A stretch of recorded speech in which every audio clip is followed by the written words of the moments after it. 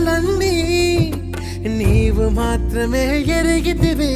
కలవరములన్నీ నీవే గ్రహించితివి. ఏది ఏమైనా కానీ నీ సన్నిధి నేను చేరదను. ఎవరి ఎగతాళి మించిన నీ చిత్తమే చెయ్యసాగదను. ఎవ్వరికి తెలియని సంగతులు ఎరిగితివి. లోతైన గాయముని ప్రేమతో మాన్పితివి.